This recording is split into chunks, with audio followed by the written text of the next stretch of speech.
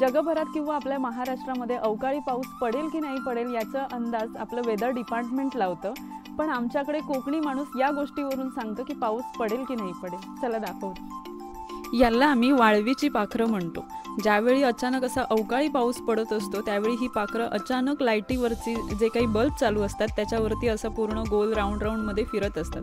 जेवढ्या घरात लाईट चालू असतील त्या प्रत्येक लाईटीच्या बल्बवरती तुम्हाला या पाहायला मिळतात. आणि याच्यावरून आम्ही अंदाज लावतो की आज पाऊस येणार आहे. ज्यावेळी भर पावसाचे दिवस असतात तुम्हाला ही पाखरं कधीच नाही पाहायला मिळणार, पण ज्यावेळी अचानक अवकाळी पाऊस येतो त्यावेळी मात्र ही पाखरं लगेचच आपल्या घराभोवती पाहायला मिळतात.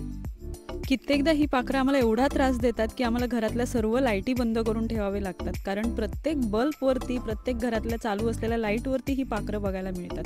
अगदीच पाखरं भरपूर वाढली तर आम्ही एका पसरट भांड्यामध्ये पाणी घेऊन, जसं की परातीमध्ये, टपामध्ये, ते घेऊन आम्ही बल्बच्या खाली ठेवून देतो. म्हणजे जी पाखरं जी फिरत असतात